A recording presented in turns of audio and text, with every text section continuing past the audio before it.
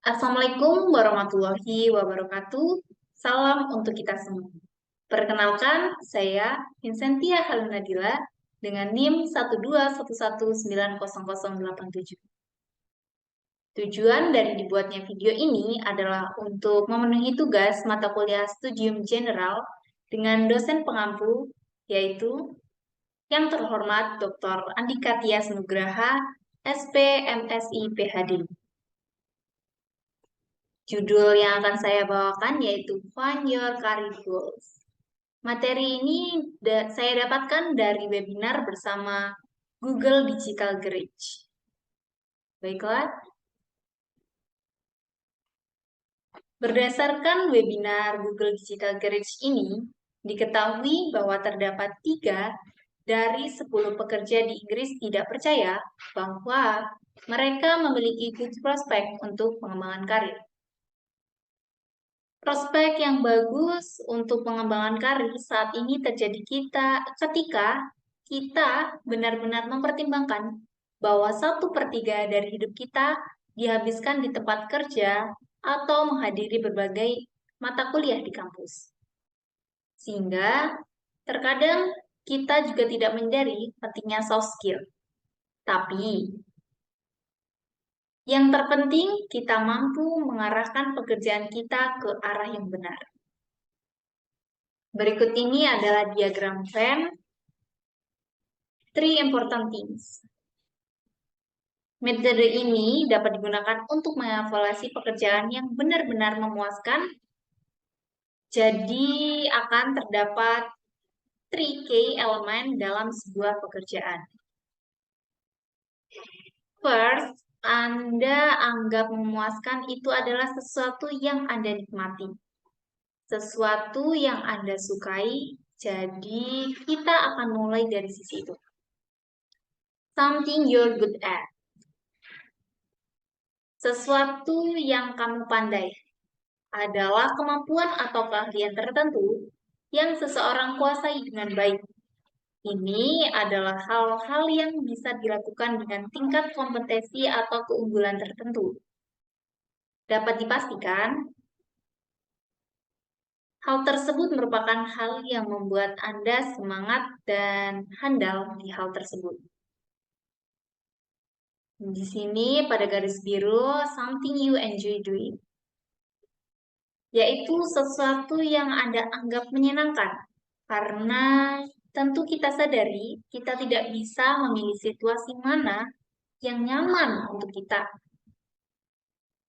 Kemudian pada garis merah, yaitu something people value, yaitu sesuatu yang dihargai orang-orang sekarang, yang dihargai orang-orang saat ini.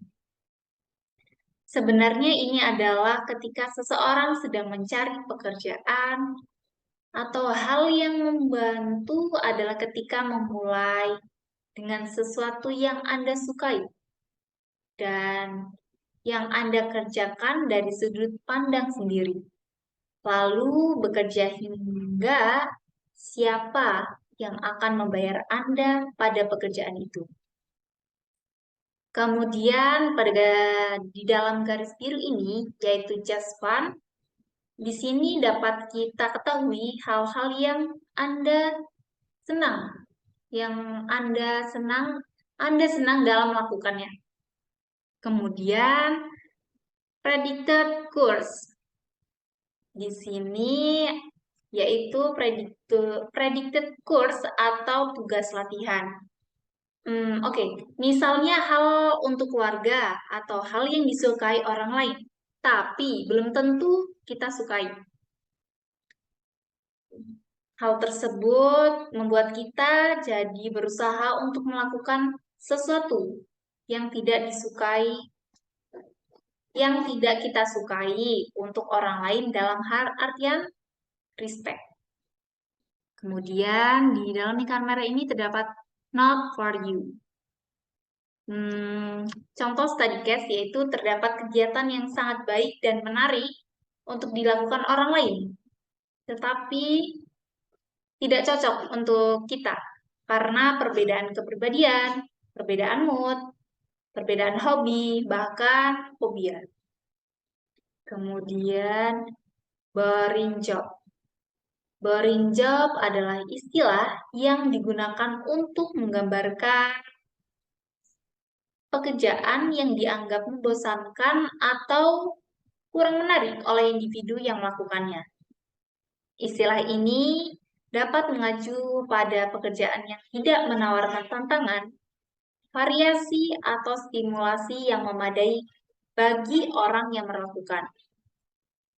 Kemudian, boring job juga bisa disebabkan oleh kurangnya minat atau motivasi dari pekerja terhadap tugas-tugas yang harus dilakukan. Tentu saja, persepsi tentang apakah suatu pekerjaan dianggap membosankan atau tidak dapat bervariasi dari individu ke individu. Beberapa orang mungkin menikmati pekerjaan yang melibatkan rutinitas dan tugas-tugas yang terstruktur. Sementara orang lain mungkin mencari pekerjaan yang lebih dinamis dan menantang. Penting untuk diingat bahwa untuk mencari pekerjaan yang sesuai dengan minat, keahlian, dan aspirasi pribadi agar dapat merasa terlibat dan puas dengan pekerjaan yang dilakukan.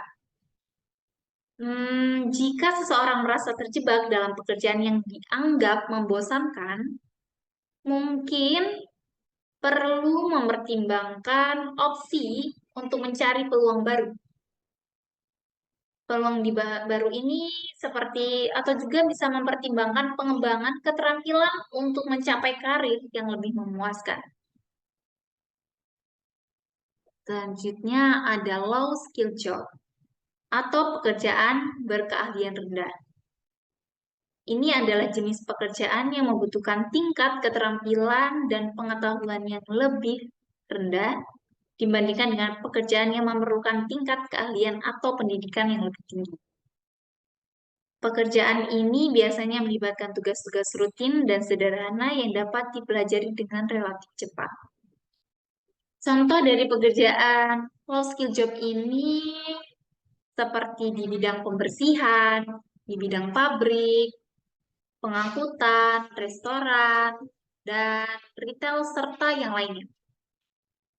Pekerjaan-pekerjaan ini mungkin tidak memerlukan gelar atau pelatihan khusus, tidak memerlukan pelatihan formal yang tinggi, dan seringkali dapat diisi oleh individu dengan tingkat pendidikan atau keterampilan dasar. Meskipun pekerjaan pada bidang low skill job ini tidak membutuhkan tingkat keahlian yang khusus, tapi penting untuk diingat bahwa mereka tetap penting dalam ekonomi dan masyarakat secara keseluruhan. Mereka memainkan peran penting dalam menyediakan berbagai layanan dan produk yang diperlukan oleh masyarakat. Selanjutnya yaitu skill hobby. Skill hobby mengacu pada kemampuan atau keahlian yang dikembangkan seseorang dalam melakukan suatu hobi atau kegiatan rekreasi. Ini menunjukkan tingkat penguasaan atau keterampilan yang dimiliki individu dalam melaksanakan aktivitas atau proyek tertentu terkait dengan hobi mereka. Skill hobby juga merupakan hobi yang memungkinkan seseorang untuk mengembangkan keterampilan khusus dan menikmati kepuasan dari pencapaian tingkat keahlian yang lebih tinggi dalam kegiatan tersebut. Selanjutnya, Dunning-Kruger Effect. Efek Dunning-Kruger adalah fenomena psikologis di mana individu dengan kemampuan atau pengetahuan yang rendah dalam suatu bidang tapi cenderung memiliki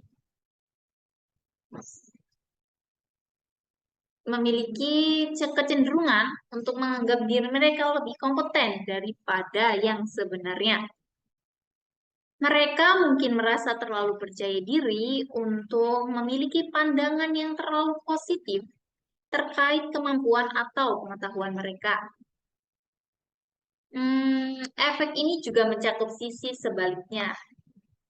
Individu yang sangat kompeten dalam suatu bidang cenderung meremehkan tingkat kecakapan mereka sendiri dan menganggap bahwa apa yang mereka lakukan mungkin mudah bagi orang lain.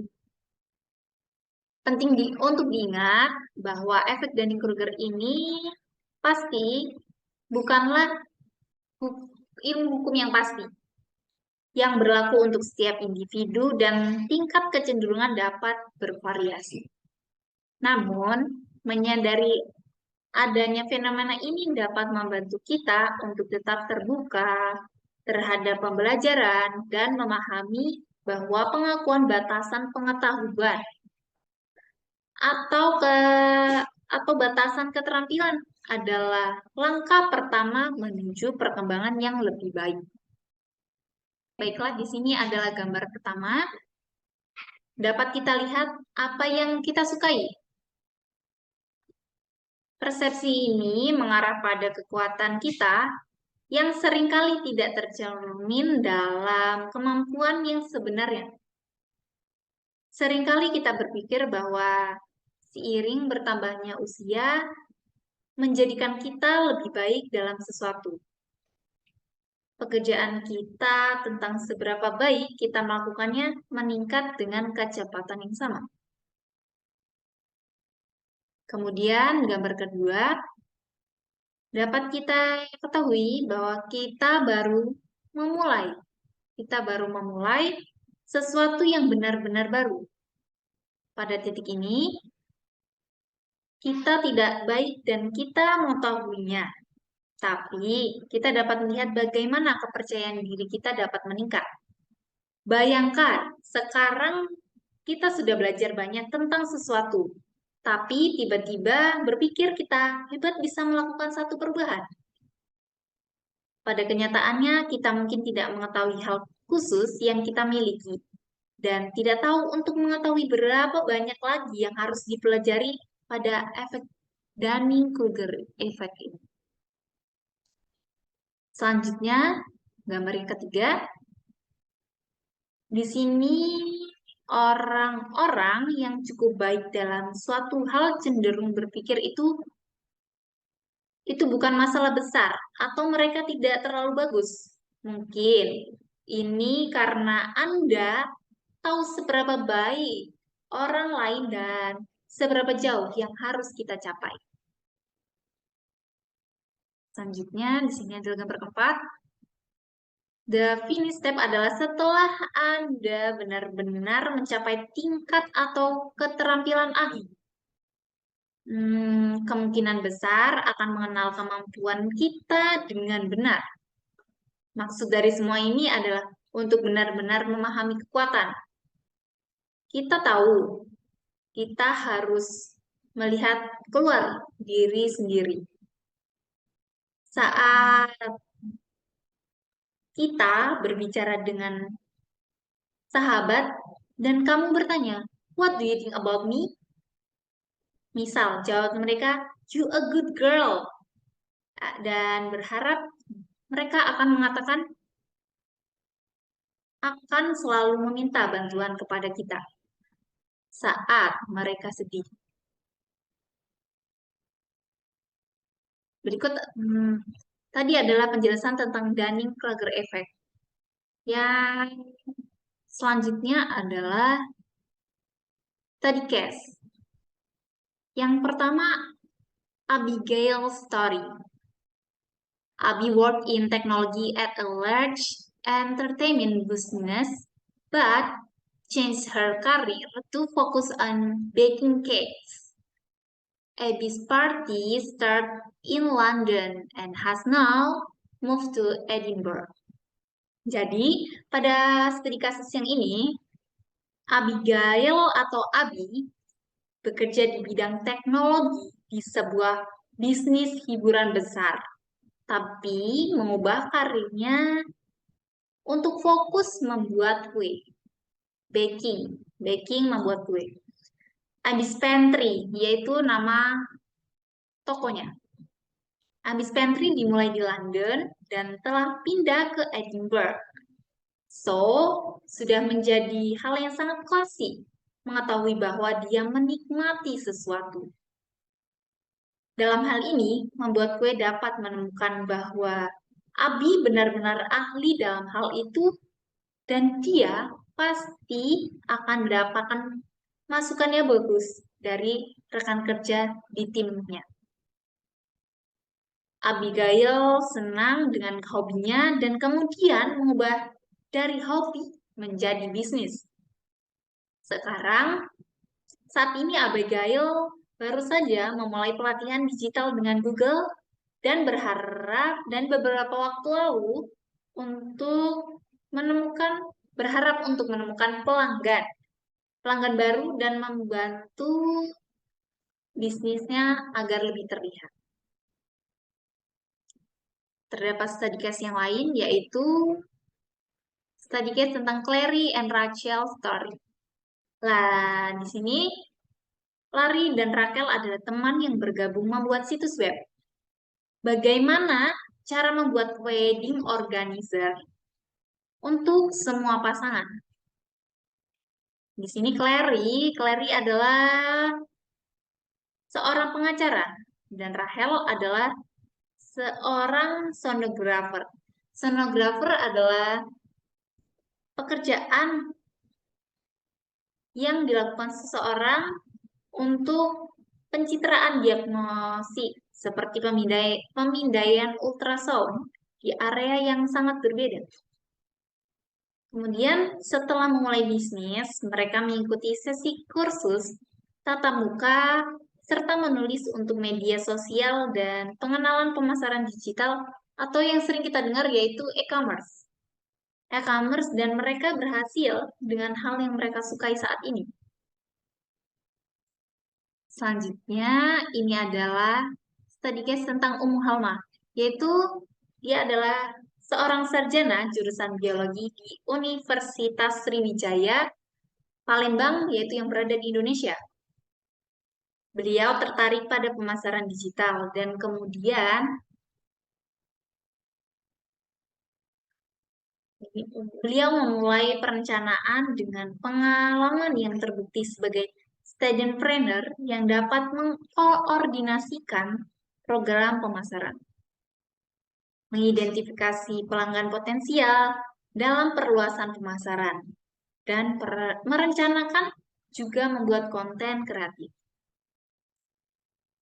Saya pernah mengikuti salah satu webinar Kota Umum ini dan memang sangat memotivasi serta menambah pengetahuan saya yang salah satunya adalah membuat profil yang menarik, foto yang cocok untuk profil, dan bagaimana cara membuat profil yang sangat menarik.